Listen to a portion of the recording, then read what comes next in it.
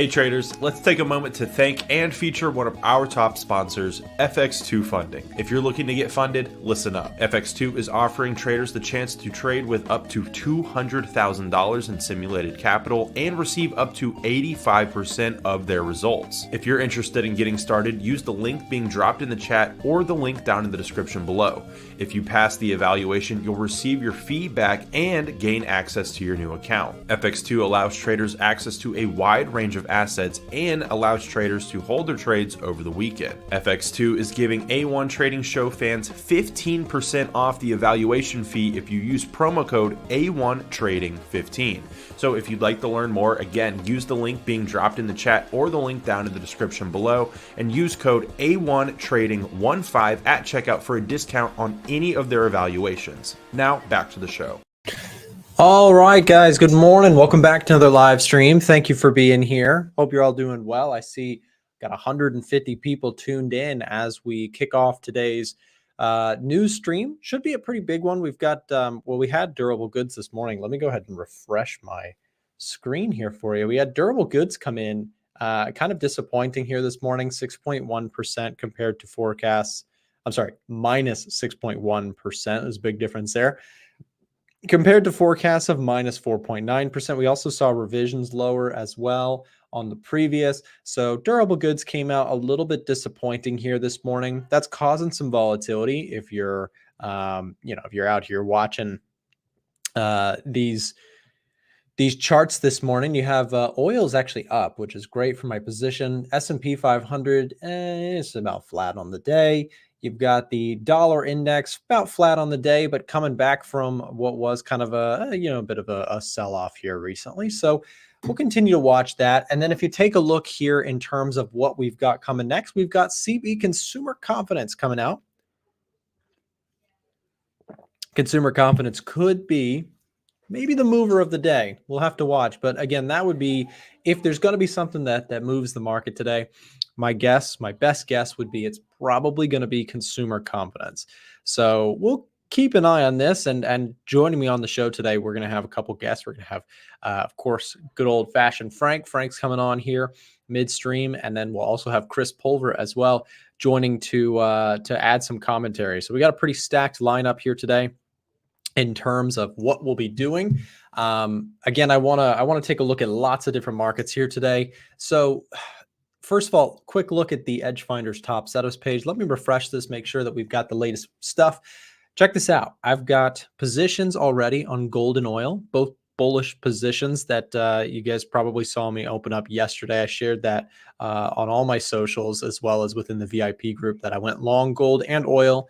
Updates will follow in there if I inside the room, if I do make any positional changes to my oil position and to my gold position as well. So, overall, my thought process on commodities is based on what the Edge Finder's findings are here. So I'll show you. We'll go take a look at those trades. Let's go check how those are doing. So I mentioned I went long. Let's start with gold. Gold slightly up. This was actually the smaller of the two positions. My bigger position was on and is on gold. I'm sorry, on oil, and gold is the smaller of the two that I took. Price retested this supportive level, and my thought is that we could see a continued push to the upside up to retest this 2056 level, but it is not just a technical based trade. When the Edge Finder gives me a bullish read, I usually will look at the chart, and if I like the setup, then I usually will go for it. What really ticked me towards the bullish side was this COT data that we got lately, which was showing institutional money was pretty bullish, right? So we had some bullish shift into commodities. I discussed that at length yesterday, both in the videos and in my social media content. I've been really trying to get in to Instagram here recently. If you guys don't follow me on Instagram, it's at TraderNickFX. I am verified on that social media. I also pay for that verification badge.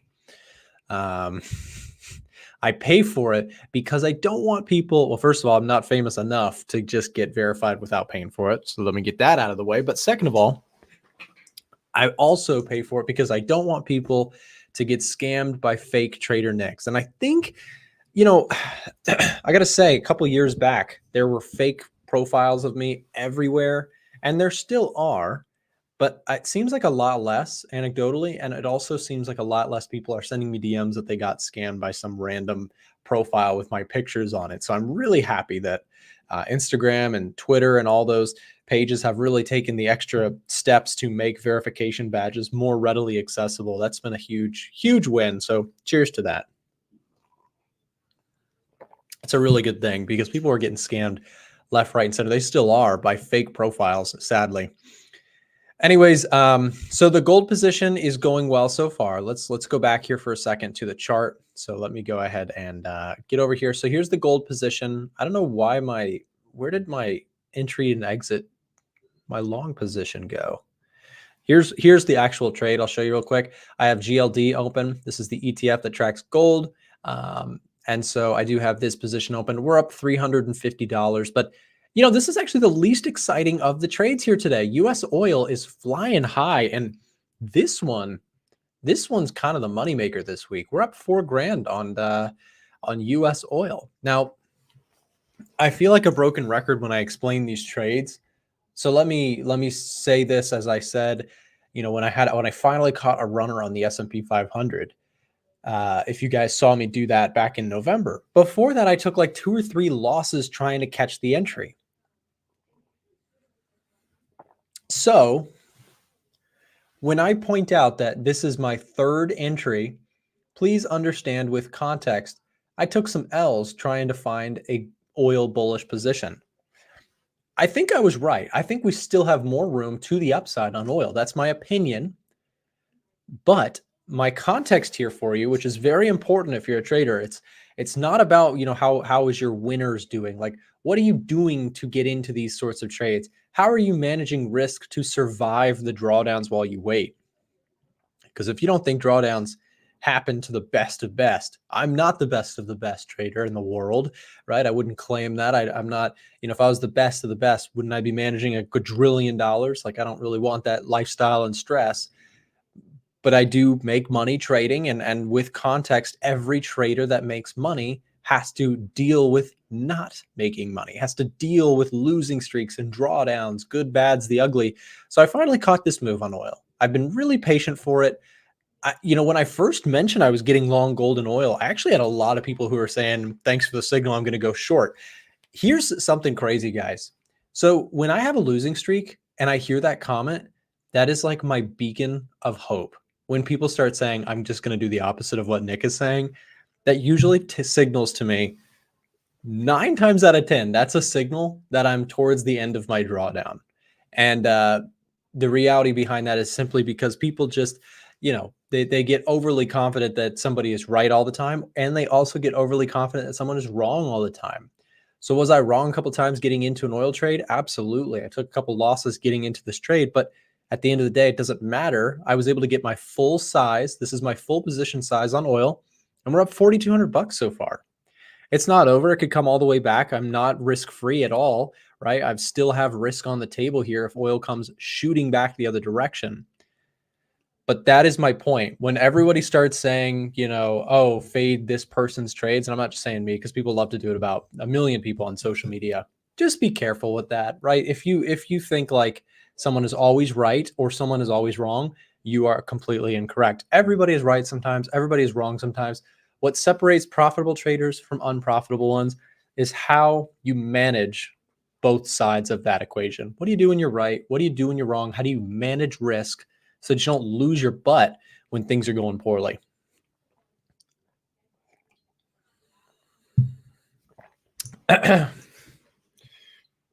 Sorry, guys. I just realized my shoe is untied, and I was like, is there something under my desk that I'm kicking? It was just my shoelace. How are you able to hold overnight on WeBull? Margin called for second time. Well, you might not have enough capital in your trading account. That I don't really know what that's all about, because I'm always holding overnight. Like I swing trade predominantly, so it's very rare that I'm in and out of a trade on the same day, unless I just take an L very quickly. S&P 500 pulling back. Am I long? Am I bullish? I mentioned at the start of this week that I am not looking to buy indices at these levels. Do I think there is a very solid bull case for the indices? I do. I am a bull this year. You will probably not catching me short the S&P. You probably won't catch me shorting the NASDAQ. You just won't see me do it because I am bullish this year. But just because you're bullish on something doesn't mean you can't wait for a proper pullback or acknowledge that perhaps things are a bit overdone in the short term. S&P and NASDAQ are flat on the day. And I'm feeling decent so far this week about being long commodities. I'm long silver, gold, and there's my, I don't know why my trade, let's see, does it go away? Okay, there it is. This disappeared earlier. Did you guys see that? My trade, my long position indicator here, like it just disappeared off the screen and now it's come back. So good to see you back, trade indicator. Stop losses below the swing low on gold. Specific level is about 2014. I've mirrored that same setup in GLD. So same concept. If price breaks the lows here, I'll be out of gold for a loss. Otherwise, we'll try and hold this one and see if it becomes a bigger winner. Will I add to gold? Yes. Yes, I will add to gold if I am bullish on gold. But here's what I'd like to see. Take a look at the daily chart with me. I add on gold above a breakout of 2055 an ounce. Let me give you a more concrete example. I like this, right? I like what we've been doing here. Nice regimented uptrend. But I'm only really interested in building a bigger position on gold because admittedly, this is a very small long for me. If price breaks through this level, pulls back, I would add more size at a higher price. As crazy as that sounds, I am a buy high, sell higher type of trader. As crazy as that might sound to a beginner, everyone here is buy low, sell high. I'm a momentum trader. So what that means is sell low, buy back lower, or buy high, sell higher. That's momentum, right? When something is moving with momentum, I'm liking that a lot more than when it's trading range bound. So reason I took a very small position here is because on the daily chart, I'm not super in love with the gold price, but on the 4-hour chart, I like the uptrend and I like the commitment of traders data that we got from the US on this latest filing. I'll show you that. Here's some context in case you missed yesterday. We got 300 people in here, by the way. If you could just do me a quick favor, hit the thumbs up button on the stream. It really helps out the channel. We're trying to grow this show every day and continue to provide trading value to people for free. So if you'd like to support that, make sure to hit that thumbs up button. So I mentioned I have a long position on silver, gold, and the oil market. And what's very interesting here is that all three of those, silver, gold, oil, institutional money is bullish. Let me show you some more examples. We'll go oil, silver, gold. Okay. So we just isolated the COT data. We made it so that you can manipulate individual assets. You can select your symbols for EdgeFinder users. Select your symbols by just clicking that, of course, and you can look at just a couple at a time. Can be useful if you're just trying to specify. I'm very long commodities this week. I have a position open on silver, gold, US oil, and I should add Bitcoin. In fact, can we add that? Let's add Bitcoin to the picture. Can we do it? Yes, we can. Can we do it? Yes, we can. That's Bob the Builder. Bitcoin overall is a little bit more mixed. You can see the sentiment is a bit mixed, but you know, Bitcoin's on a tear here this week. I don't know if you guys have been watching Bitcoin at all. Maybe we'll cover that in just a moment. I've got a position. I'm up 30% in a month on Bitcoin. Small, penny-sized position compared to my other ones. I lack any remotely near conviction in cryptocurrency as I do in, commodities, companies, and currencies, right? Those things I'm way more comfortable putting larger size on. But I have a small size on Bitcoin, and it's just been fun to watch. We'll talk about that in a minute. So we're looking at commodities, silver, oil, and gold, all institutionally pretty bullish. According to the commitment of traders data, which we've got here on our screen with the Edge Finder, COT shows 62% long on silver, 71% long on oil, 75% long on gold. The latest filing, guys, the latest weekly filing from the commitment of traders data showed an increase in all three of the commodities that I am long. Silver got a huge bid, I'm long. Gold got a huge bid week over week, I'm also long. And oil, I'm also long as well. That in combination with a technical chart setup that I really liked, I went long. And we'll see how things go. Again, so far looking good. And we'll keep watching it. I'll talk about Bitcoin in a moment, but let me just also reiterate, if you guys have not already gotten a trial of the Edge Finder and you would like to do so, we'll drop a link here in the chat really quick where you can sign up for, you fill out this application form. And with that, you can get 30 days access to the Edge Finder once someone from our team reaches out to you with that trial. Again, click this link, fill it out, just takes a minute or so, and you can try out this software. I know a lot of people who are newer to the streams might be wondering what tool I am using on the screen. This is called the Edge Finder. The Edge Finder is our baby. We have worked on this thing for almost 2 years now, and it's become a really powerful market trading software. Here's a quick look at retail positioning, what retail traders are long and short on. We'll do real quick. We'll just do major currency pairs for the currency guys and girls, the Australian dollar, USD CHF, these things. Retail traders are really long on these things. Dollar yen retail traders continue to be very short. And interestingly enough, notice something. Let's do dollar yen as an example. Also, why is this just slightly off base? Let me fix this. See that? There we go. Little on-air development. USD JPY. Let's go look at dollar yen really quick. I want to show you guys this. So the chart is moving higher, right? So USD JPY. And remember, retail traders we saw were really short. And look at what the daily chart looks like. This is something that you kind of have to, you kind of see over time if you watch retail sentiment. This is a consistent thing. When the market is trending up, 9 times out of 10, retail traders are shorting it, right? On the flip side, if the market's trending lower, retail traders are typically getting more and more long. They fight trends. That's the theme that we see frequently in the retail sentiment. That's just the data. We look at that frequently on the show. The Edge Finder considers it in its algorithm, so on and so forth. Flipper Trade says, forget free trial. I bought the Edge Finder Pro. What a game changer. Thank you very much for that review. I appreciate that.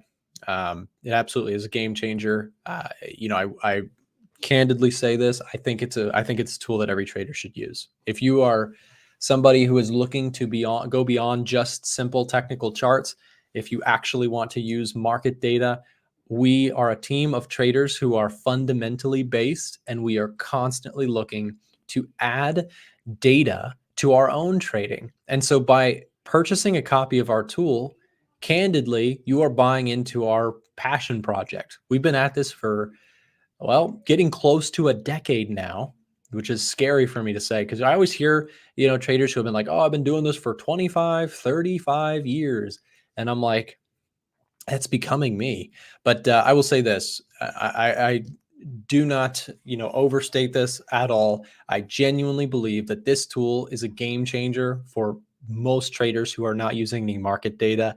If you're somebody who wants to use fundamentals, at the very least, I mean, if you want to purchase it, purchase it. But if you don't want to purchase it outright, try the software. We'll drop the link one more time. Fill out this application. I'm telling you, again, if more traders use data, there'd be more successful traders out there. Most traders are just looking at simple support and resistance, and they're wondering why their trading isn't working. Support and resistance is fine, but it's not telling you anything directionally. It's just telling you, hey, this is where historically people have been buying, here's where they've been selling. But if the real feed changes, what do I mean by feed? If the economic outlook, if the game changes and you're just using support and resistance, which is telling you in the past where people bought and sold, you're missing the forward-looking story.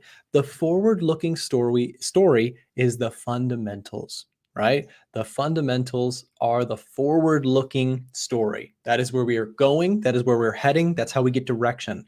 Technicals tell you support, resistance. Okay, maybe entries here, exits here, but they do not tell you the direction. If something changes with the Bank of Japan, where they say, we're going to roll out this plan, we're intervening with this currency exchange, we don't like it, and something seriously tangible starts to happen, support traders are going to buy the support levels. Whereas fundamental traders might say, yeah, that's a paradigm shift. Let's get more short biased, and they're going to ride it down, right? Fundamental traders, most of the time, very intelligent hedge fund managers, they are all using fundamentals. They're using the forecasting tools that fundamentals allow. Technicals, I think, in my view, are more lagging than fundamentals. That's a hot take, but it's the truth, in my view. All right, let's keep moving on. Quick look at the dollar index. The dollar index is pulling back here. Still can't seem to find a real solid bounce. However, I've been pointing at this candle here recently. Let me I don't know, my analysis got taken off the screen here. Let's just do this really quick. So my kind of issue with this is that this pullback is really becoming pretty drawn out, but here's the daily chart. Let's zoom in just a bit. We've been sitting at support. I wouldn't by any means call this a bearish trend or anything like that at this point, but I would say that this pullback has become a little bit drawn out. We've been seeing this thing not make a significant move for some time. It's just been very slowly trending lower. But again, finding support here. Let's see if that can hold. I do still have my Euro USD short position on. I'll pull up that chart here. We'll take a look at that together. This thing has been really, really boring to watch since I entered the trade. 1, 2, 3, 4, 5. Today is the 6th day of this trade. Just waiting on this thing. I mean, it has not made any significant moves. We are floating at this current point, minus 16 pips. So it's not made any significant move. And currencies in general have been kind of boring recently, to be honest. There's a lot more excitement going on in the commodities right now and the indices, etc. Although indices have been a bit boring too the last few days. But yeah, looking at Euro USD, I stay short unless we break through the highs. If we break through the highs, I'll take my loss on that. And if we can roll over, then I'll be looking for an opportunity to stay in the trade, maybe trail a stop from there. But do have a small position open on the dollar on the long side. Here's oil. Man, oil is really making its move finally. I know Frank and I have been we've been waiting on oil, man. I mentioned this earlier in the stream. I took 2 L's trying to find my entry on oil. When it came down to this level, I entered, and I want to talk on this for a moment about position sizing. Oftentimes, my first position will not be a full size, meaning like for example, my gold trade right now is not a huge position for me. It's really small because I'm kind of like dipping my toe in the water, if you will. But with oil, I was actually able to get my full size position on this trade and the second trade. Second trade just took a straight L, but my first trade was a small loss. Second trade was a loss. My third trade here has become a really good sized winner. I think it's floating just about 3R or 2R, 2.5R, let's call it. So let's see, I risked 1% in terms of price action distance. So we are up about almost 3% in terms of price action distance. So it's been a big move. We'll see if that can continue. The big question mark for oil bulls right now, if you're with me on this trade or you're following along with it, my big question mark here is, can we break resistance? If we break resistance, I think we can play ball with this a little bit longer. But I do think I'll probably have to trail a stop. I'll probably lock in some profit here on oil. If I do make that update, I'll share that inside of the VIP room where I shared this trade in its entirety. So let me just real quick show you that. So here is the commodities trade section. So I went long oil, I went long gold yesterday. Both of those were shared yesterday morning, right as stream started. If you guys remember, I entered those trades on the stream yesterday. So any updates will go there. By the way, if you want to join the Discord, click the link here. We'll drop it in the chat for you. If you'd like to join the Discord, Chandler's got that on file for you. Just click this link here. Boom. You can join the Discord here. We got tons of free value in there. We're sharing analysis. Frank and I put out a bunch of stuff here each day. So does Julie. She helps us with managing all the content. But Discord link is in the chat right there in case you'd like to join. And we can watch people come in. You can see if you see yourself. Watch this. New members. Let's see if we see people join the server. In a second, guys, we'll be bringing in Frank to the conversation, and we'll say hey to Chris as well to take over the stream as he does. 10 a.m. We hear some stuff from him. I know Frank's been really dabbling more into options, so we might have a little chat with that. Also, look, every once in a while we get the fake trader next in the server. Please know I will never DM you for sending you anything. Like I just don't DM. I do have staff that DMs, but you'll always be able to tell if you click on their name. You can verify who it is by going to our website. Anyways, join our link. Again, Discord's there. Say hey to people who just joined. And also, real quick, I'm going to do something. Handing out our free course today for anybody who joins this server. Message at Emily.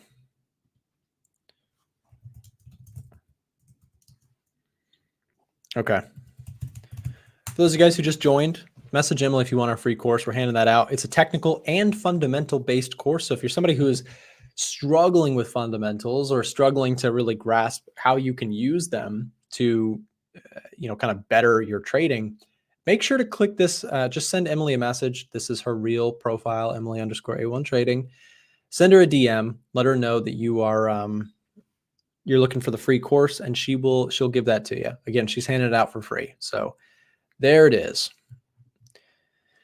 And when you join, just go to new members, click Emily, and you can send her a DM. She'll help you out. Okay, now we're going to bring in Frank. We'll say hey to Frank in just a second. First, we're going to thank our sponsor of the stream, makes the show possible, supports us to be able to do this. So real quick, we'll run that, and then we'll say hello to Frank. We'll go ahead and bring in Chris as well after that. So coming in just after this. Attention A1 Trading Show fans. If you're interested in getting free access to the Edge Finder or our premium trade alerts, listen up. For a limited time, our show's partnered broker Eightcap is giving out free access to our products when you sign up for a new trading account with them. If you already have a broker, you may want to consider switching to Eightcap because of their low trading costs, a wide range of trading assets, and their amazing customer support. If you'd like to get access to our software and Discord server for free, click the link being dropped in the chat right now and ask one of our team members for more information. Don't miss your chance for free products and an award-winning broker. Now back to the A1 Trading Show. All right, and we're back with Chris and Frank. You guys are just in time for we have consumer confidence coming out in a minute and a half. How's it going, guys? Great. How you guys doing? Hey, Chris, how's it going? Good. Yeah, so guys, we got consumer confidence this morning. We had durable goods this morning as well. Came out a little bit disappointing. Didn't do all that much to at least the markets that I'm watching. But again, we got 1 minute to go here, and I'm gonna just really quick switch over so that we can all watch this. Also, have you guys seen Bitcoin? Oh my goodness, it's going crazy. Yes, all of those. I love it. Those crypto companies too, doing very well. Oh, Frank, which crypto companies are you talking about? You have, do you own any? So I was mostly referring to the mining companies. So Marathon, Iris, they're very correlated with Bitcoin's price. So seeing price go up is very good for those companies because they're essentially just mining cryptocurrencies. Yep. We'll come to Bitcoin in just a second. Again, guys, we've got just about 10 seconds to consumer confidence. We'll roll our breaking news and come in right after that. We got all our charts here pulled up just so we can react to it. Consumer confidence should be dropping any second now.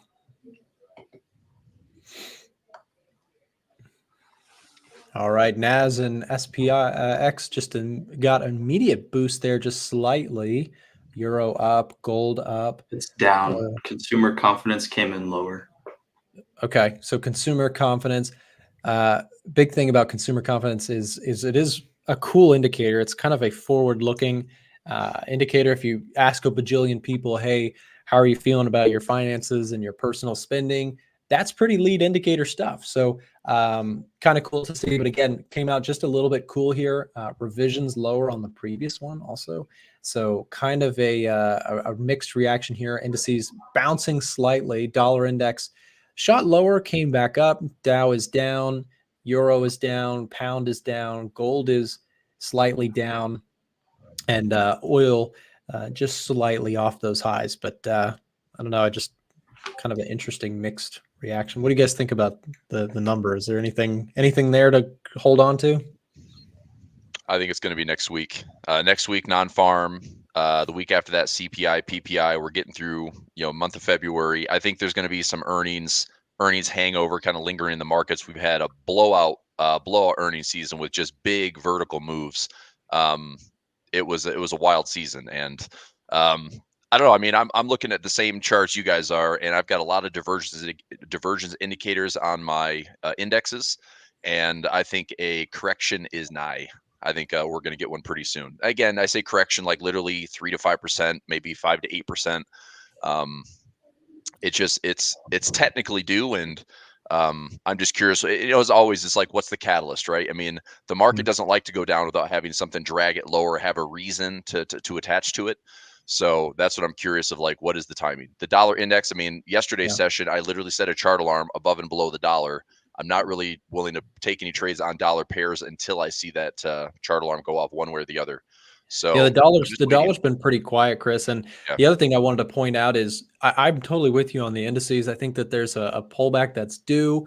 And I also want to clarify, I don't think you or myself, like, we're not outright bears on the market, but right. It's a fair thing to say when something has just a real solid run up and kind of everyone is positioned bullish towards something, just to back off it and wait for those healthy pullbacks. I think I saw a stat that was like the average year has about 5% or more pullbacks in the S&P 500. Yep. We're almost 1/3 into the year, so it's perhaps, and we've had a huge run up. February, I showed this chart yesterday. You might like this, guys, because I pulled this up. I thought it was really cool. Seasonality for the S&P 500. It might take a second to load here, but this portion of the year is historically one of the kind of underperforming parts of the year. Once my software will load, my computer's been taking a beating, Chris. I think you saw a little of that last time you joined with me, but it's just not liking all this stuff at the same time. Let's see if we can just pull up S&P really quick. I just want to show this chart. Okay, here it is. So yeah, so the S&P 500 has had a massive run since really November. And Chris, I know you've been a part of that rally. I was a part of it for a chunk of it. I've missed the most recent move. But if you take a look at the 10-year historical average of the S&P 500, we're going into a period of the year that is historically weaker. And is that a guarantee? No. Is seasonality like a perfect indicator? By no means. But if you followed it last year, you probably would have outperformed the market. It was really dead set last year. Got that fourth quarter rally, the whole shebang, pre-election year, all that good stuff. So I'm kind of with you. I think a pullback could be due. What are you watching, Chris, in terms of indices? Do you have any plays on the indices? Position more bearish? That's actually what I would look at today. I was back and forth so much yesterday, I couldn't really make a decision to pull the trigger because I'm just debating on, I want to be short right now and give myself like a 30-day window. The problem is I didn't want to be, so if I say short, it's like if I bought a put on the SPY, I wanted to pair that with something that would offset the cost. And so the pros and cons of that trade, it would be this. If I bought a put right now on the SPY at, let's say, 506. Yep. That's where the SPY is trading. I could go out 30 to 45 days and say, okay, I believe that, direction is going to be lower.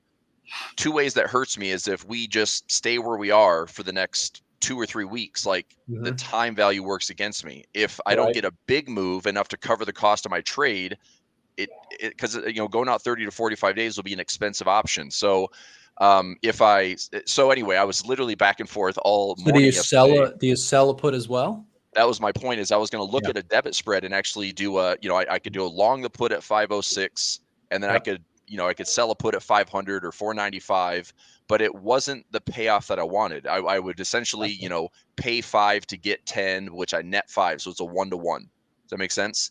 Yeah. Yep.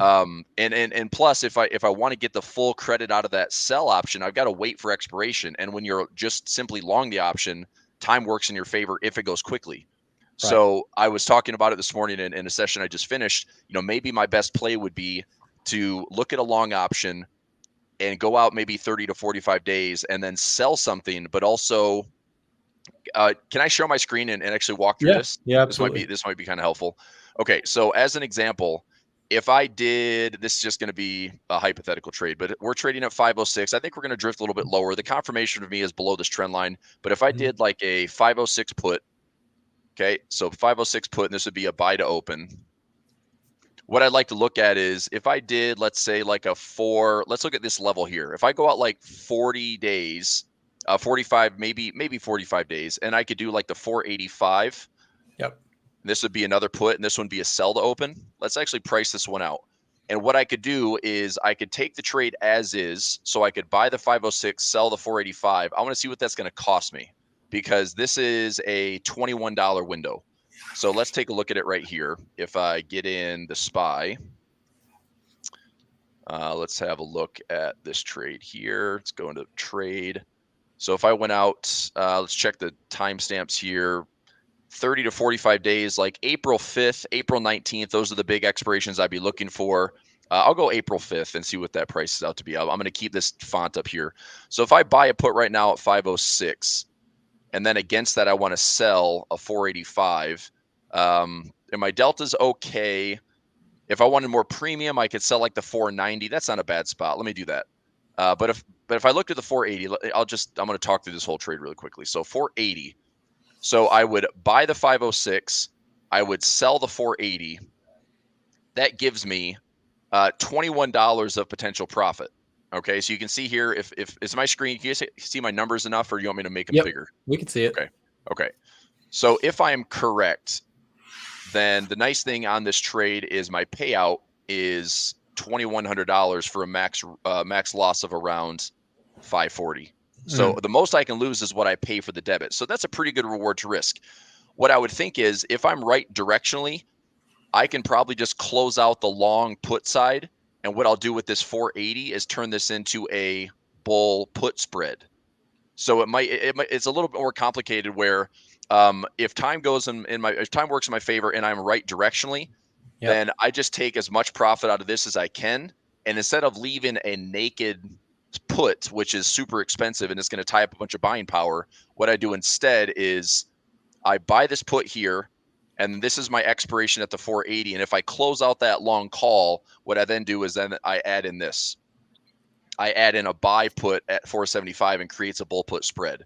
Does that make sense? So that's two ways I can do this, where dynamically I want to be short. I want to give myself a window.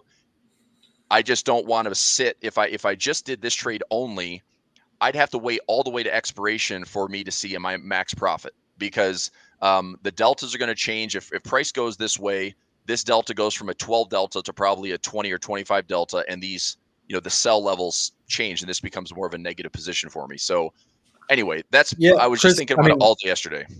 I appreciate you breaking that down for us, because again, I know a lot of people in the audience are kind of warming up to the idea of options. One of them is right above me. Frank and I know. We both I emailed Frank this morning. I feel like Frank and I can have a good conversation. No, it's going to be great. And I want to ask. I want to come back to you in just a second, because I have a question for both of you, but I want to start with Frank.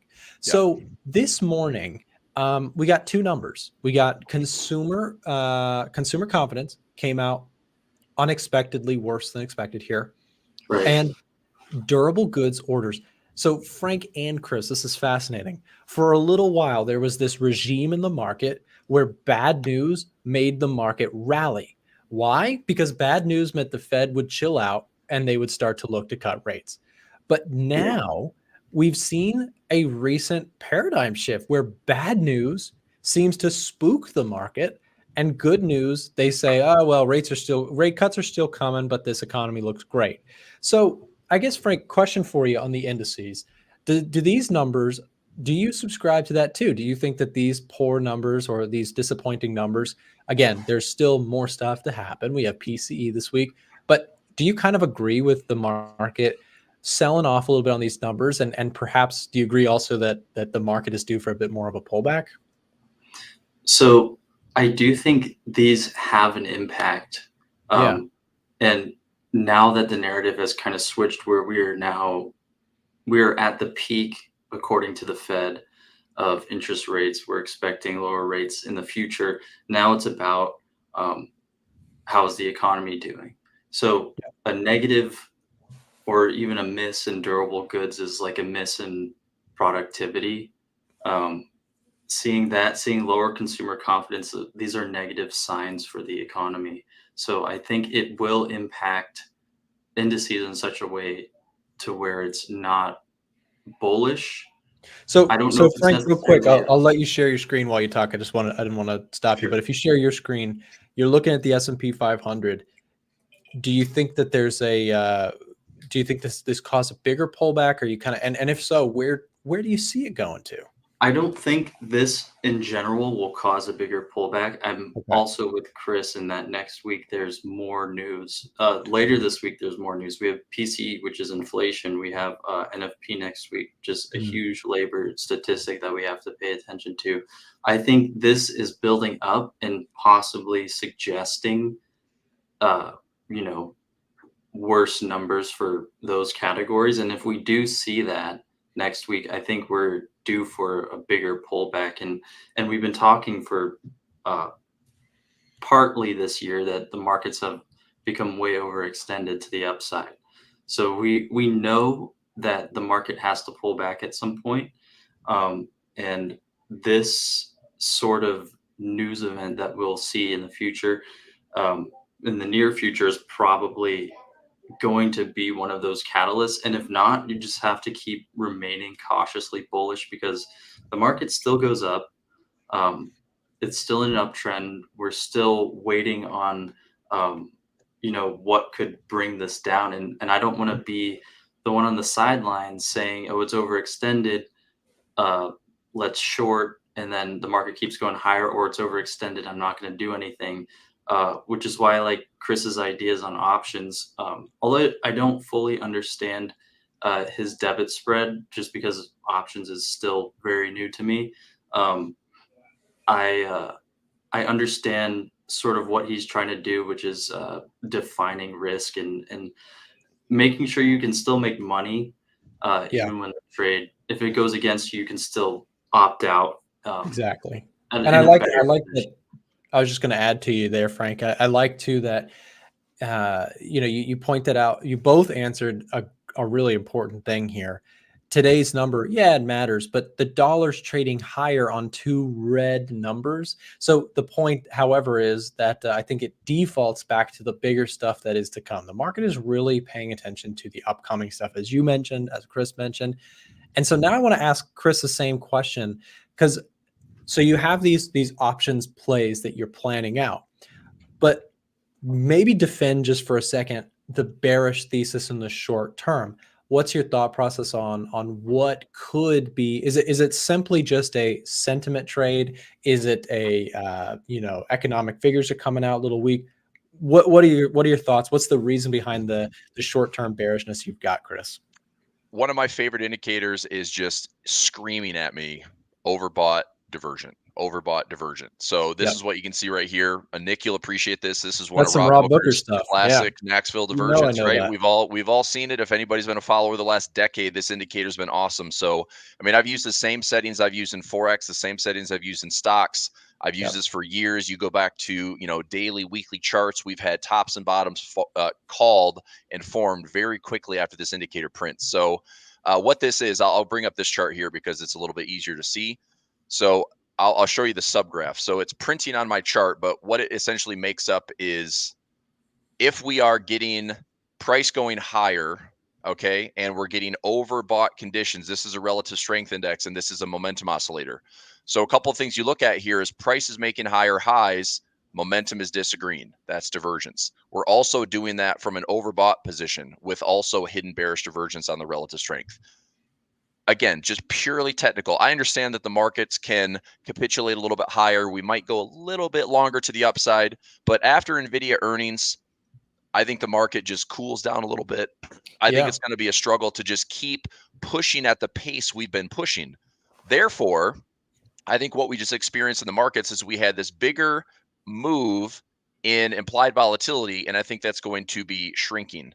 And so as an option trader, we had higher volatility and higher implied volatility, which means now if we start to cool down, that's a great time to be an option seller. That's a great time to collect the premium. And so in this example, I mean, I'm just staring at my charts, and I know this might be a little bit messy, but I hide those subgraphs, and you can just see this is why I love this indicator so much.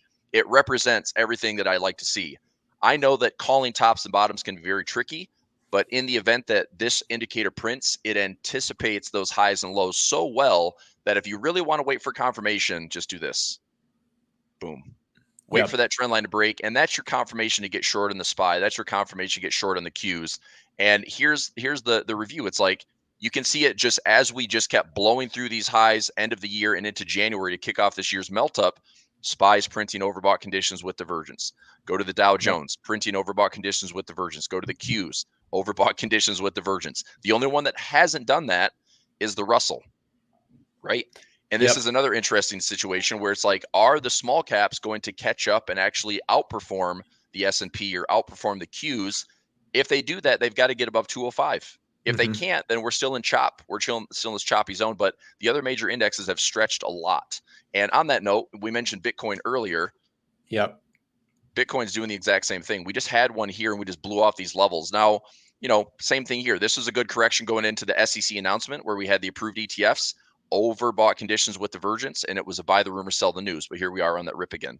Well, and Chris, something to add to Bitcoin. Think about this. Bitcoin, I like to think about it. Frank and I talk about this often. I'm like a bull that doesn't really like Bitcoin. That's kind of how I would explain myself. I don't really care for it. I don't really have I'm not a believer, you know, per se, but it's hard to deny it has an inverse relationship in its history to inflation. When inflation is going, so today's numbers kind of help the story. I mean, of course, Bitcoin made its move before today's numbers, but any sign of cooling economies and perhaps inflation, as long as we don't see a recession, I think a recession just completely takes that story and flips it on its head, because we saw that in 2022. Bitcoin got destroyed when consumers can't afford to buy any Bitcoin and YOLO into the thing. It doesn't do as well. But you know, it is an interesting story. I think that another thing to mention, I want to ask Frank about this. Frank, we've talked about this for years. Bitcoin, we always just kind of say, oh, it kind of tends to move like a leveraged ETF of the NASDAQ or the stock market. What's going on here today? And is that changing? Are we seeing Bitcoin become almost a safe haven? I don't want to call it a safe haven because anything is safe, but what do you think?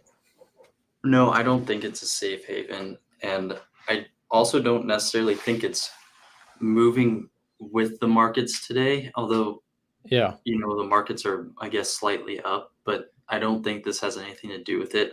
I do think that it's just, I guess, the recently approved ETFs, so more accessibility, there's more money can go into Bitcoin through these ETFs, so more people are available to trade it, which is, I would say, bullish news in the short term. But with that involves higher regulation and you know, just the opposite narrative of what Bitcoin is supposed to be. So it's not necessarily a very bullish thing for me. It's just you know, I guess this is just people realizing that they're able to get into Bitcoin now rather than going on some weird crypto broker and trading with funds that they may or may never see again. So I guess question for you, Frank, the Bitcoin ETF stuff. I own IBIT, which is iShares Bitcoin Trust. I bought a little bit of this. We've talked about this trade, and the only thing I wish that I had done differently is I wish I bought a little bit more of it. I bought a very small position, but even a small position has been able to make, it's 700, $800. It's kind of a remarkable move. It's up like 35% from when I bought it. And I'm not a genius. I just bought it when I kind of saw the paradigm shift that we kind of seem to be in a risk on environment. But finish your thought. It's one of those things that when it goes higher, it doesn't necessarily mean there's a pullback coming, at least in the short term. A move like this could suggest another move higher into the 60Ks. But everything that runs steeply high also comes back hard at some point. So that's the problem here. Like we saw semis a few weeks ago, SMCI went up to like 1100 or close to it, only to plummet like 20% or $200 back down to 800, 700. So this is the perfect time to be in Bitcoin. But in terms of buying it now, I don't know, because it's tricky. Price, if you look at its uptrend over time, it goes up relatively steeply, but then you have months of where it's just back and forth. You have moves that can really ruin your trade and hurt your account. But then you have days like this, which are amazing. So I think your small position is the right move. I know in hindsight you want a higher leverage now, but you always do, right? You always wish you bought more on a good one. I have a question for you, Chris, too, on this. We're talking about the ETFs, talking about the, kind of adoption of that. Is that, when it first happened, people just loved to say over and over, buy the rumor, sell the news on these things. And there was a sell the news event with the ETFs when they first came out. They sold off, pretty aggressively. But now that the dust has settled, are these ETFs a good thing for Bitcoin? Is there more liquidity going into the crypto universe because of it? And also, side question, are you trading any options on these sorts of things? I am trading options on them. The ETFs that were approved by the SEC, they don't have options yet. It's just a matter of time. The one that I do trade, though, is BITO. This is a ProShares ETF that came out. I am long like crazy on this one. I have call options that are going out to January of 2025. I've got credit spreads that I've layered in here for the next like 6 months that are just like in the teens. They're like 17 by 16s and 16s by 15s. So I'm like staggered out through the entire year, plus a long call that has unlimited upside. So yeah, I'm trading options, which is also giving me the leverage that I want. I'm also in Coinbase with a wallet. I've been in Bitcoin since 2016. I've made some good money by being in here. To your point, I think it's important. I've said this from day one. It's risk capital. I am a trader on this opportunity more so than a hodler. I mean, I look at Bitcoin as, look, I'm probably let's throw some numbers out there. Let's say that Bitcoin this year crosses $100,000 on the spot price. If that happens, I will probably have, 6 figures of profits that I'll be pretty happy with. And I can either, say I'm going to hang on to it forever and diamond hands it, or I can say that was my trade. I had 10 to 1, I had 15 to 1, 20 to 1 upside. I'm going to take a chunk of that, go back in. So I've got a position I can maintain for kind of long-term holding. But I'm going to take profit and reinvest it in the way that I do best, which is trade traditional options and do dividend stocks and build a portfolio and trade my Forex. And, those are the markets I've been trading for 20 years, not 5 or 6. Now, the one thing about the ETFs that I think is interesting is I want to look at this right here on the CoinMarketCap, coinmarketcap.com. I'm curious, like, if these ETFs are putting in more volume into the overall crypto market space. So right now we're just crossed over 2.15 trillion, and I'd say close to 40% of that, if not higher, belongs to Bitcoin. So this is the market cap. You can just see that this thing has been in an uptrend. Let's go back. Let me see if I can zoom in here. Can I zoom in? Let's make this a little bigger. So we have been in a pretty steady uptrend where we just crossed, we're at 1.9, we're at 2 point. It's like the highest we were was when we had the peak, like the late 2021 peak at 2 point, just shy of $3 trillion, right? Yep. So getting back to those highs, getting that market cap increase, there's certainly flow coming into it. And I think what's nice is hopefully financial advisors have done some due diligence where even if you look at the last 10 years, if you've had Bitcoin exposure in any way, shape, or form to your portfolio, 1% exposure to Bitcoin as a buy and hold Yep. has done double the performance of the S&P. And right now, the projection is that a 2% exposure to Bitcoin will be outperforming the NASDAQ by double. And we know the Yep. NASDAQ has been one of the best performing indexes for the last 30 years. Oh So yeah, pretty yeah. impressive During all stuff. the tech revolution, it's been wonderful, and that's a really good point, Chris. I mean, I think that that as a trader, as a active investor at the very least with crypto, I'm not a hodler. I've been in and out of the thing for years. I've traded this thing going back. I think Frank and I have both watched the crypto space since we were in late high school, and the thing with crypto is That really you dates you made guys, by some the way. really. What'd you say? I said that really dates you guys, by the way. Late high school. Well, You guys are just young bucks. Frank's younger than me, but yeah, no, that's no, we're both young. But anyways, you made a really good point there, Chris, that I thought was really cool. If you're thinking about what's going to move the needle for crypto, the next serious adoption is not just retail people, consumers kind of getting excited. It's the asset managers. I would argue that the ETF moves it one step closer to them looking exactly at what you said and saying, hey, here's some asset that historically is outperforming. That's what they all want. They all want alpha in their portfolios so they can deliver it for their clients. That's why they all love the NASDAQ, right? They all buy the NASDAQ because it's, everybody has that recency biases of, hey, this thing has outperformed.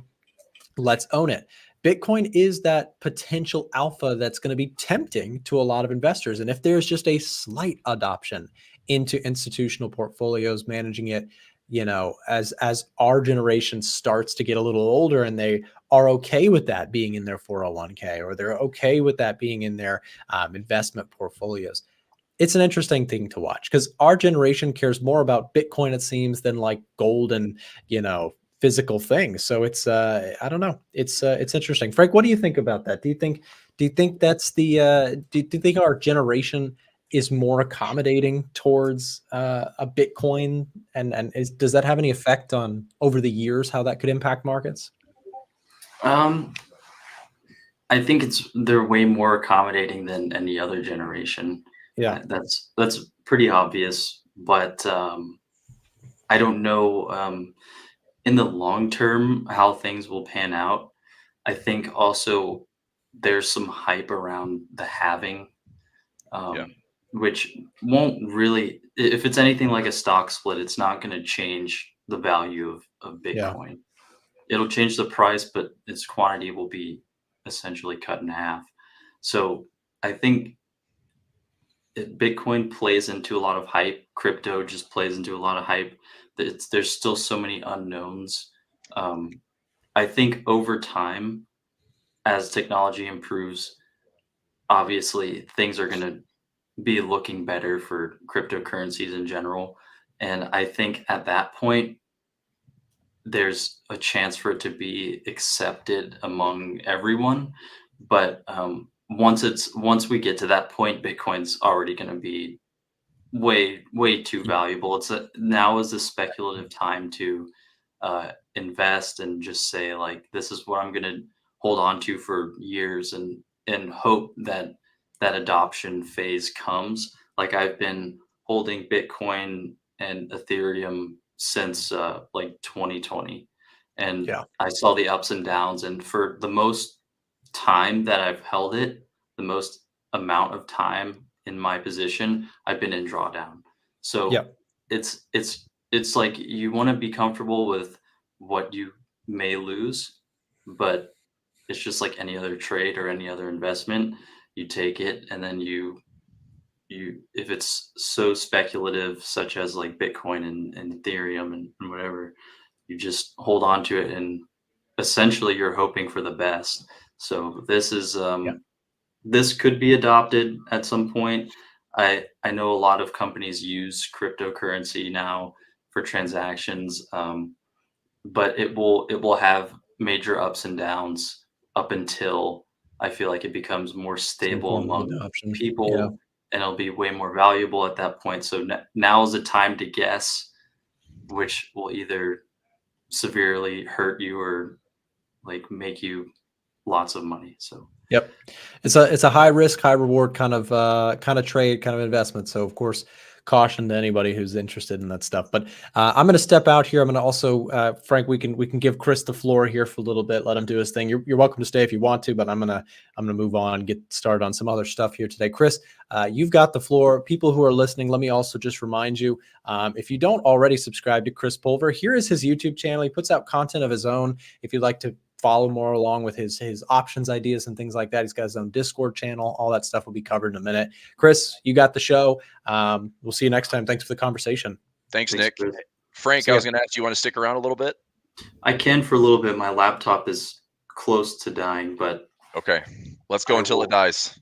I do have one question actually. Okay, shoot. You were talking about your debit spread at the very beginning. Yep.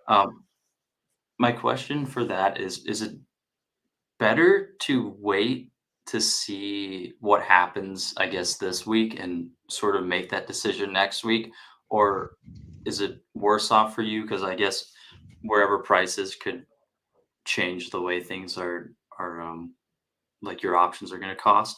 So we could also see PCE come out with a really big miss, which I mean is not entirely expected, but until we have all of these smaller indicators come into play, I feel like it would be helpful to sort of gauge what NFP might do or wage growth.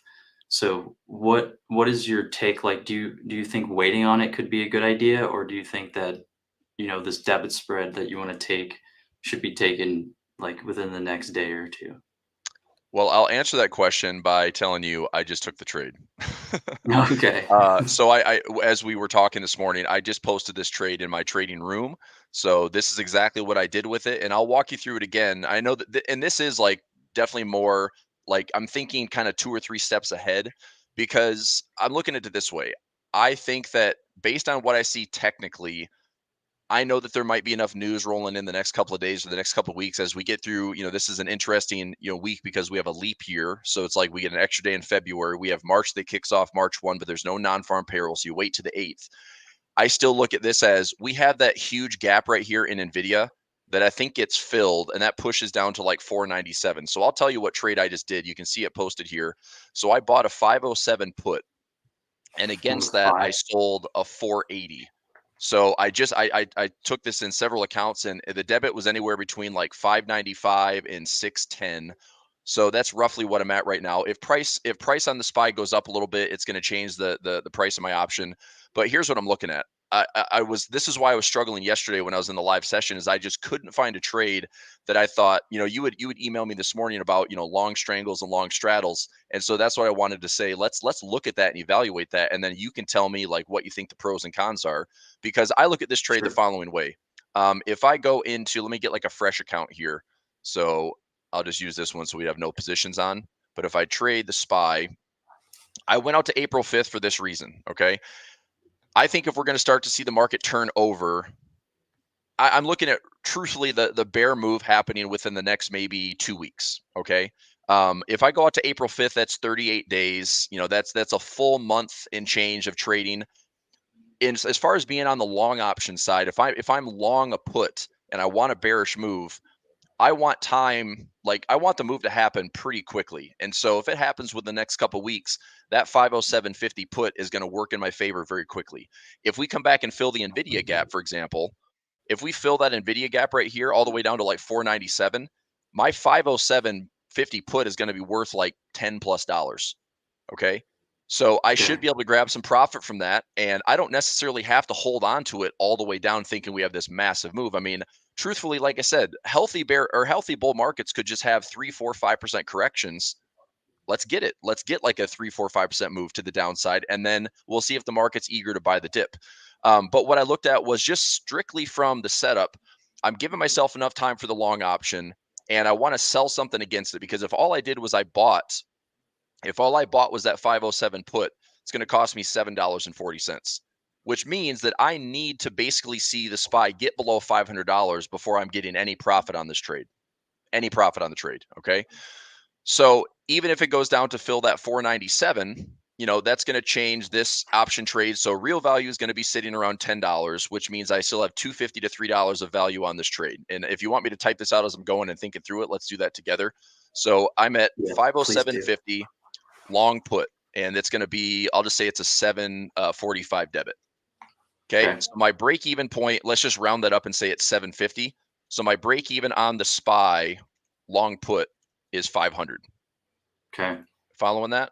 Yes. Okay. You're subtracting the debit. Correct. So I'll make this even simpler, and I'll just say it's a 750 debit. So that's my break even, which means all I have to do is, you know, when the SPY is less than 500, this trade is profitable. Yeah. Okay. So that's the good thing is if we go below 500 and I'm eyeing that level in the NVIDIA gap at 497, we break below that, push into the 495 and the 490s. It gets even more profitable, and it gets profitable faster.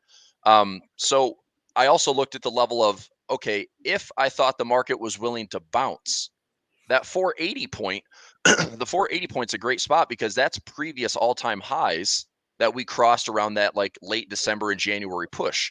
So what I plan to do is I'll take the profit from the long put first. And then what I'll do is I'll use that 480 and I'll just create a spread from that. And it'll eat into my profit a little bit because the options prices will change.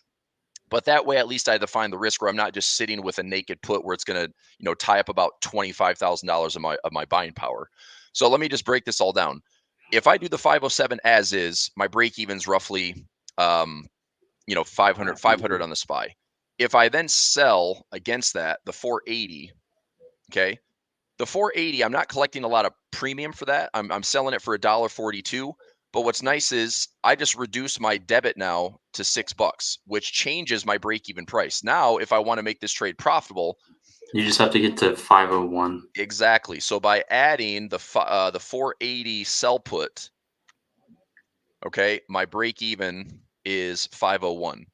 Right. So same type of situation. If we go to 497, go to 495, go down to 490, my break even's 501. I add an extra dollar to that, and I'm happy like taking that profit. I'm happy if I see that my, you know, what initially is a 750 debit, if that's trading for $10, $12.50, $15 a credit, I'm probably just going to take the profit. And from there, I'll turn my 480 sell put into a bull put spread. And all that's going to do is define my risk, because check this out. If all I did was, let me delete this trade, and let's just talk each trade at a time. If I delete this leg right here, look at the difference. Okay. If I just sold the put at 480, my max loss is everything to the downside. My buying power is reduced by, you know, $7,500. And that's what Tasty Trade is. This broker, a lot of brokers, if I have an IRA account, which a lot of IRA accounts I trade, this is full cash. So if I go to, this is traditional, that's going to be, let me see if this will pop up in an IRA account. So if I just did, where's an individual? Here's an IRA. This should be a traditional account right here. So if this was a cash account or an IRA account, this would be full cash exposure, which would be somewhere around like $48,000 in buying power. Like worst case scenario, right? So that's not the position I want to be in, which is why I would take the 480 and I would just do that and turn it into a spread. Now as it sits right now, if I did this bull put spread, that's a $5 spread. And this is where we go back to the conversation, you know, I had before.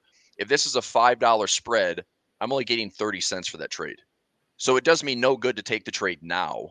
What I'll do instead is if the price of the SPY goes lower and we get closer to this actual value, this will change where my spread, I can turn this into maybe a 40, 50, 60 cent credit, or turn it into $1 credit. So I can end up, you know, maybe generating a little bit more money on that trade as price gets lower to that strike. Are you saying you're doing this trade after your long put at 507? Correct. So this is how I see the trade playing out. So if I'm correct on the SPY selling off, if I'm correct on that, then my 507.50 long put, what I'll do is I will protect profit. So I'll put this, the cost is 750. You can see me typing this, correct? Yes. Okay, so 750 debit.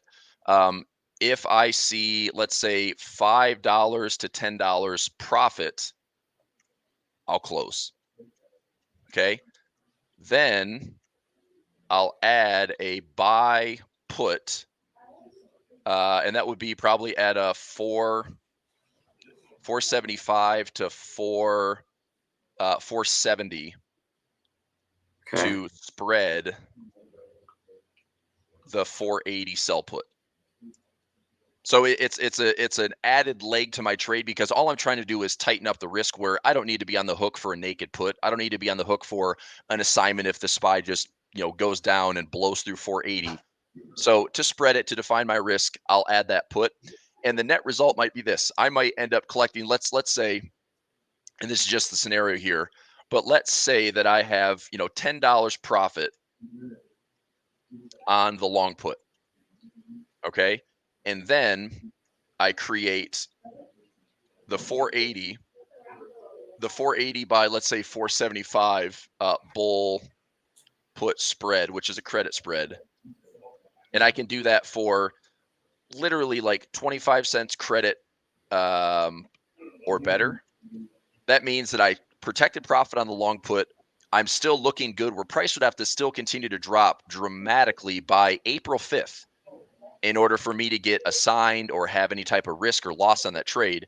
And so if I can just take credit on that credit spread, I get the profit of the long put, and then time works in my favor to then just sit and wait and see if 480 is a safe level for price to not go below.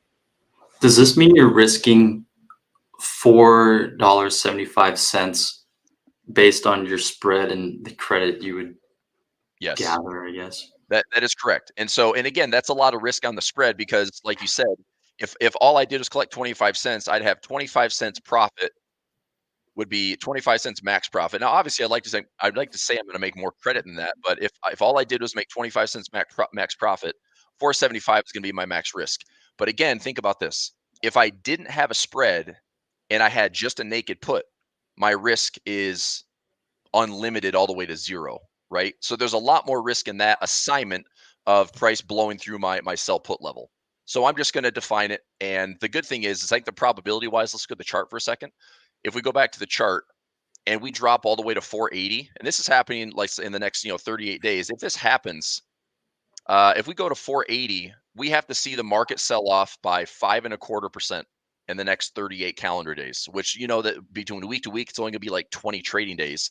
That's a big downside to happen in such a short amount of time. So I think for me, it's like I'm safe putting a spread here, but I'm also wanting to take a trade now to the downside. So before your laptop dies, I wanted to take a look at what you emailed me this morning, which was long strangles, long straddles, because let's take a look at that as an alternative, right? Yeah. If you wanted to be, and so if you wanted to be, let's kind of wrap this up. Like, I hope this trade makes sense. I posted this in my trading room already, so everyone that's in my Equities on Demand class, we'll talk about this when I jump into the session at 11. But I want to look at, let's clear this trade. And Frank, let's look at do you know the difference between a strangle and a straddle, as far as, when you're doing a long strangle, long straddle? Do you know the difference? On WeBull, I noticed that a strangle sort of plateaus you for a little bit for an extended period of time, whereas a straddle is more sudden. So like right at where you would buy or sell the put is either going to be the peak of your profit or loss. So if you're buying a long straddle, say at 507.50, if price remains at that current level, you're basically losing, you're obtaining your max loss. But if it moves outside of the range, so if you buy a call and a put at that same price is going to have to move significantly one way or the other for you to end up in profit. Correct. So this is what I typed. This is the easy way to distinguish between the two. So if you're doing a long straddle or a long strangle, this is the only difference. If you do a straddle, you're doing it at the same strike price, same expiration, same strike price, and you're buying a call and then you're buying a put. So let's talk about this. We're trading at 505.77. Let's just agree that 506 is the current at the money price for the option, right? So if I buy a put and I buy a call, this is what has to happen. So the good thing is I have unlimited max profit potential for the next 38 days on this trade if that's my expiration. Okay. So I have about a 51% chance of profit. I am delta positive on this because I'm looking for price to move. I have max profit because if we go $15 up or $15 down, anything beyond that, I'm profitable, and that profit is unlimited potential. My max loss is the most I pay for it, which I did one contract, or if it's right there, the most I can risk is one contract at 1485. So that's going to be my max risk. Okay. But like I just said, if I did this trade, what happens, Frank, if for the next 30 days, price just stays right here? You lose everything. It's just going to become worthless. Like Yeah. the time that we're paying for this trade, if we're not getting any movement, you're going to see that we paid 1486. If this goes nowhere for the next week or two, you're going to see this trading at probably $7 or $8, which means you lost about 50% of the value in your trade. So the straddle and the strangle are ways where you expect some type of catalyst, you expect some type of move, but you're not really sure about the direction. So I priced this out last week with NVIDIA, and it was $85 per contract. So it's an $8,500 trade to take one contract on NVIDIA. It's just insanely expensive. And even with debit spreads and either, it's like the cheapest I could get an NVIDIA trade would have been like $5. And that was putting it at the top or the bottom of what I expected the move to be. So I'm just like, I'll just watch the fireworks. It was a crazy week, but I was long the SPY, long the Qs, and I got paid on those positions as a replacement. So this is the pros and cons, right? If I did the 506 as a straddle, I need price to move $15 one way or the other in order for this trade to be generating profit. That's asking a lot. That's asking the market to do a lot over the next 30 days, I think. Yes. That's an expensive trade, and I know it's unlimited upside, but I just think that's a terrible position to be in right now. So let's talk about a strangle. A strangle means I just adjust the strikes. So if I thought, you know what, if the bulls are going to recapture, tell me what the recent high was, Frank. Recent high in the SPY was 510. Yes. Right there. So 510. So how about this? If we agree that, okay, I think on the bull side, if we break above 510, let's buy the 510 call. Okay. We can see that the price is a lot cheaper that way. So if I buy it right now at 506, it's $8 for the call side. If I move the strike up to 510, because that's considered out of the money, which means price has to go my way, Yeah, it it's gets a little cheaper. bit cheaper for me. So I save $2 on the option that way. Now, the same thing is true if we're trading at 506 on the put side. I'm like, well, what would be my determination on the chart? If we break below this low, that low's around 503. So what I would do on a strangle is I would say, you know what? Right now, the market is at 506. I might be stuck there. But if we get some confirmation one way or the other, maybe this is the way I would consider doing a long strangle. I can buy the 510. I can buy the 503. Now you can see that I saved myself some dollars, right? So But instead of a $15 debit, go ahead. Increasing the spread between these, is that going to mean that price is going to have to move even further? Yes. That, and again, that's what I want to explain is like, this is cheaper for me to take the trade, but for me to get paid on this, I need to go $11.50 from this position or Right. from this position. Which is a little ridiculous. So it is. I'm wondering why WeBull only allows for these such trades. When I look at selling a call and selling a put, it seems to me like a way better position to be in for your money because of price. The odds of it moving $11 from 510 when it's at 507 is a bit ridiculous to think of unless there's like a significant market mover that causes a large correction in the SPY.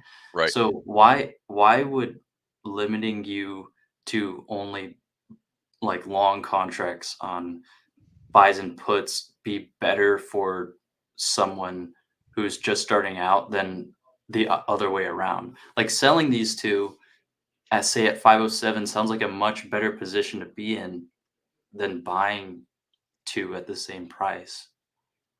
Yeah, so it's a great question, and you're already ahead of the game because here's what I would recommend for you. I don't know what you have to do with Webull to say I want the ability to trade credit spreads. Did you Yeah, they fill out won't like a tell little me. options permission form? They said they can't disclose why they can't. It's like a secret condition that you have to pass through them. So Okay, okay. I I have level 4 options with WeBull. All I recall doing it with Robinhood and WeBull is like, how many years have been trading options? 5+ years, 10+ years. Like that's all I had to say. Extensive knowledge in Forex, extensive knowledge in futures. Like, and I have that because I've been trading for a long time. But I've told traders this in my trading room, and I know anybody listening is like, this isn't, lying to the broker, but it's like if you're following, oh, I think I lost Frank. If you're following, somebody like me, or you're in a trading room and you're trading in a group together, I mean, it's exactly. RIP Frank's laptop. Point is, you know, Frank was spot on by saying he's getting permission to trade options, but his broker is only offering him long options. And there's nothing wrong with long options, okay?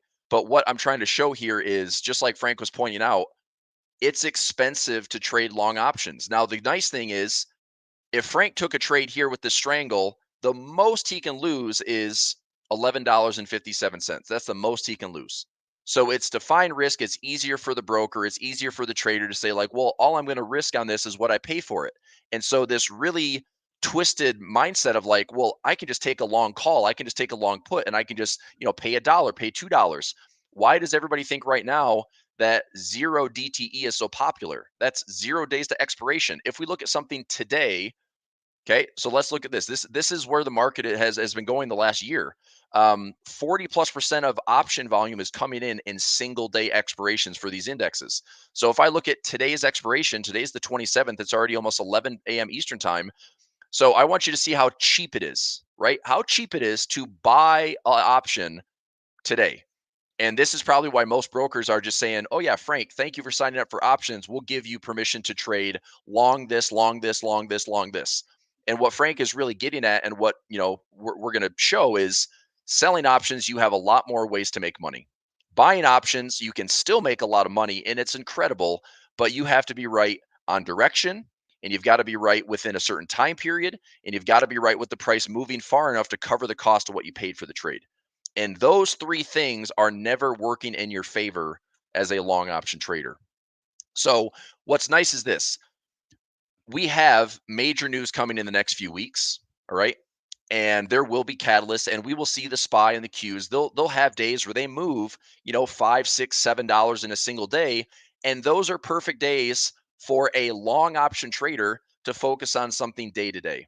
So for example, let's just say for the calendar here, let's go out to, we have Thursday's PCE, right? PCE is going to be a big one. I think it's a decent catalyst. Here's one thing to watch, and I'll just show this.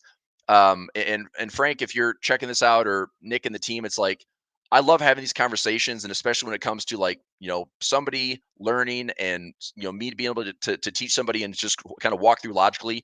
I do this all the time. So I want to keep having this conversation. But if we go to the PCE report on Thursday, and this moves the futures market before Wall Street opens up at 9:30, if we've got a big futures market move one way or the other, that's likely going to be the type of day that I could come into my single day expirations and look to trade short-term long options. So let's just put our imagination cap on here. Let's say that today is that day.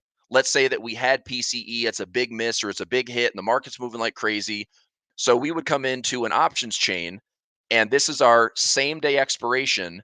And let's say we just opened up and we had the news at 8:30. It's opening bell. There's a little bit of 30-minute shuffle to get the volatility all figured out.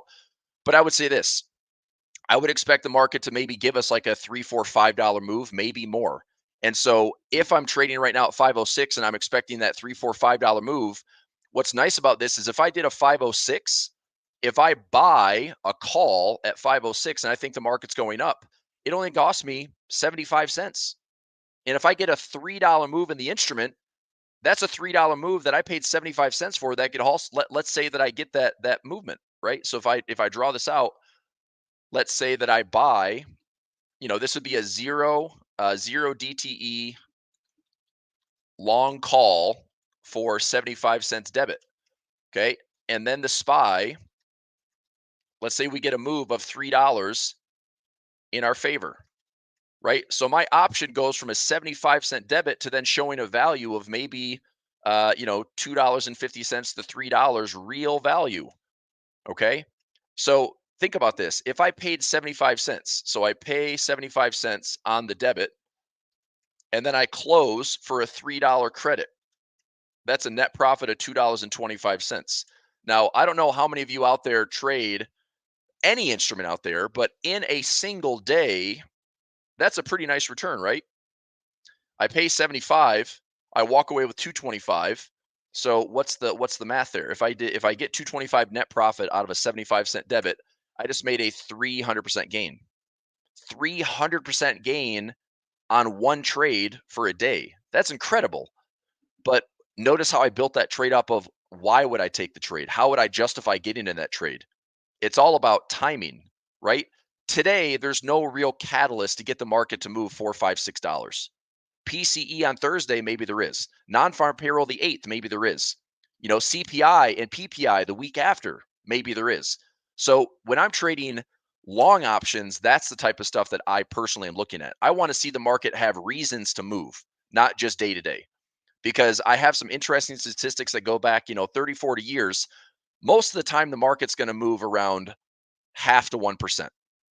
That's like 60+% of the market, like SPY and the S&P, less than 1% moves.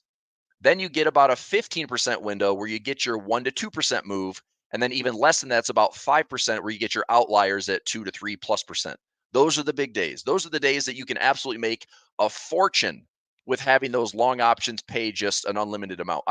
As an example, and just so everyone's clear on this, I'm not trying to sit here and say that 0 DTE is the greatest thing ever. It's making option trading a little bit more appealing. It's driving a ton of volume into the markets by same day expirations.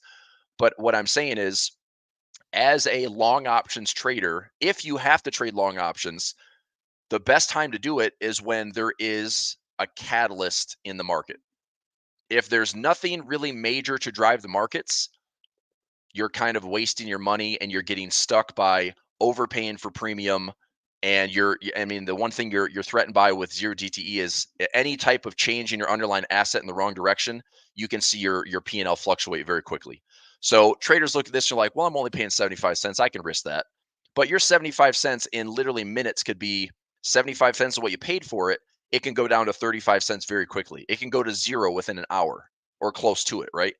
So you have to be right directionally. But the nice thing is yeah, you can justify a short trade in a small risk. And, if I lose, okay, I lost 75 bucks. It's not the end of the world. We can survive. We can trade the next day. But what I'm saying is when I line up my calendar for the month, there's probably 5 days, like 5 or 6 days within like the news day and the day after that I'm really looking to see, okay, how much movement, what are the big catalysts that the market could provide? The trade that I did this morning with the debit spread, it was that bear put spread. The trade I did this morning was the 507. So I went out to April 5th. Okay. I bought the 507 put right there, and then I sold the 480. This trade right here, okay, this trade cost me about $6 to take the trade.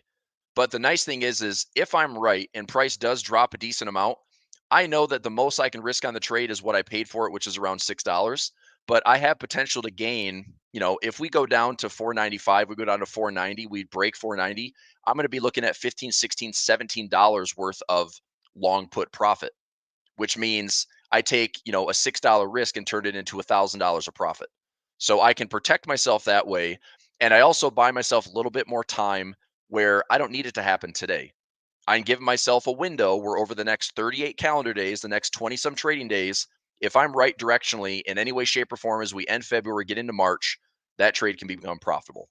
So, the nice thing is I'm in sessions like this. I run my trading rooms. We trade this stuff live, and traders will be with me, and we'll talk about it every single day. So, again, that's great, and that's why I'm here.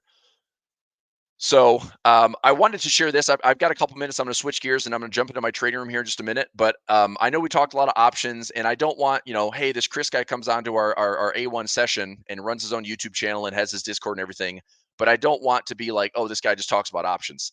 This morning I ran a trading room in Forex, and I wanted to share a couple of setups that I really, really liked. And then I'll wrap up the session here, and then we'll go into I'll switch over to my trading room for equities on demand. But a couple trades that I really liked. If anybody's interested, pound CAD is one of my favorites. Yesterday, pound Aussie, I got long on the pound Aussie, so I can revisit this trade from yesterday, and then I'll share the pound Swiss, and also the pound CAD looked pretty good as well today. So pound Aussie, I did this. I took a buy trade at let me change the font color, or not the font, the color. So I did a 1.9390 buy. I have a pending buy at 1.9015. I have a stop at 1.8900, and I'm going after a profit at 1.9900 to 2.000. That's my pound Aussie trade. I took that yesterday during the session.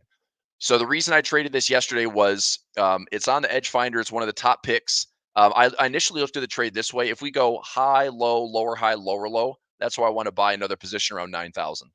So I'm taking a small trade here in case the market decides just to run without me and not give me that ideal fill that I want at 9.0, or I'm sorry, 1.90. So I put a second order there just in case. That's going to be my pending pullback. If we get direction going our way, I'm going to cancel that pending order and just move my stop loss to break even or better and try to go after the highs right here at 9,900 or 1.9900. So that's pound Aussie. Let me take a quick peek at pound CAD. I looked at this one from the higher time frame, and I think this looks really promising. Okay. Now, what I'd like to see on the pound Canadian would be this. If we get a break to the downside, there's a couple of things I'm looking at. We have a yearly pivot at 6,700, and we have a yearly pivot from last year at 1.60. So if we break to the downside, I really like the pound CAD with a move back down to this low and trying to find some of these pivot levels that have been missed. Okay. Now to the upside, you can see here, we've got major resistance ahead. If the pound CAD goes up though, in order to support that thesis to the upside, I would want to see oil going down.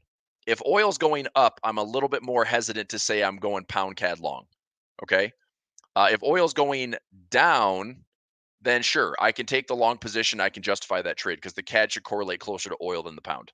But if we see oil going higher, which I am bullish on oil, directionally I'm bullish on oil, then I think this break here gives me a decent chunk to revisit this low around 6,500. Right now, that's over 600 pips away. That's a pretty good opportunity to me on the pound CAD. And then last one I'll show you today for Forex would be my pound Swiss. 1150 is where we're trading. This to me is a fantastic trade setup. I've been long since, well, I got long in here early. I got long in this bigger swing right here, and I got filled around 108.50. So I've got some positions in already, but this is a structure that I'm watching recently. Okay. So what I want to do on the pound Swiss is this. If you want, and again, this is what I've already done. I've taken buy positions all over the place. As we scale down here, I've already been long in the pound Swiss, so I'm riding some profit. What I want to do is this. I like the buy trade right now, small. And if we pull back to 109 or 109.50, which is this low, I'm going to take another order, swing stop below that level, and go after just a fib extension. It's pretty simple. Go after symmetry. If we go from low to high, I'm going to look at this level up here. 1.15 is going to be my target. So if I buy small here, I put in a second order here, I put a stop loss below. Now, the way that I trade this is entry one, entry two. Once I start to see more confirmation of price going this way, I'm going to add more trades over here and take my profit at that 1.15 resistance. So pound Aussie, I'm already long. Pound CAD, I think, has a promising setup. I want to see if it breaks to the downside. Pound Swiss, I'm long. Now, if you're wondering, like, well, that's interesting, you're looking at pound CAD short. True. So maybe that's the trade that stays in a range and stays sideways and doesn't give me a good confirmation trade. If it's an oil-based trade, that's because the CAD would get stronger, oil's going up. All right. But pound Swiss, I really like. I'm long in this one already. Pound Aussie, I like. I'm long in that one already. Okay. Lisa's trading options, something I'm interested in. So talk about, teach, very useful. Good. I appreciate that. And again, I am here to help, right? I'm here to help. If you have any questions, really quickly before I go and wrap it up for today, Chandler, thanks for letting me be on here. Nick and Frank, as always, thanks for letting me be here. I do have a Discord channel. I will share that. Let me get a free group chat invite. If anybody wants to join me, let's do this. So I will edit the invite link so it doesn't expire right here. Generate new link, copy, and I'll post this in the chat. So this is Chris's Discord, if I can spell it. So that's my Discord link if you'd like to join. Okay. And within that, so my free group chat, anything I post on Fridays with my robots and trades and gains and losses, everything I do in my trading rooms, I post in here for my blog. I post on Twitter any analysis, education. I've got trading rooms, courses, robots, all sorts of stuff there as well. I do private instruction. I usually do it in the evenings. I do it on the weekends, one-on-ones. I also work with groups. I've got groups of 5, groups of 10 that will go through and answer, anything you want to know about Forex trading, option trading, my experience. I've been in the markets for over 20 years. So if I can help traders be more profitable, be more consistent, make better decisions, it does help a lot. I've had so many good success stories from just doing one-on-one sessions with people. And I know Ivan does it as well. It's like, it is great. I mean, look, I'm also a golfer. Back in the day, like my business was golf and instruction, and same type of thing. It's like, you can help people get better. And in trading, it is no different. There is a mindset to it. There's a strategy to it. And, it's nice to also have that personal touch where you keep tabs on people, and I don't know. A lot of it is, you got to believe, you got to have good risk management, and you got to stay determined. You got to stay open-minded and objective. It's like the market will never love you back. So don't be obsessed with it. Just work it. Just grind it. Just understand reward to risk, trade by numbers, trade probabilities, and repeat, repeat, repeat. Okay. All right. That'll do it for me today. Everyone that's in my sessions, my equities on demand session, I'm going to jump back into Smart Trader, and I'll see you there in a couple minutes. A1 Trading, the team, thanks for letting me be here today, and I'll see you soon. All right. Thanks. Thanks again for watching today's show.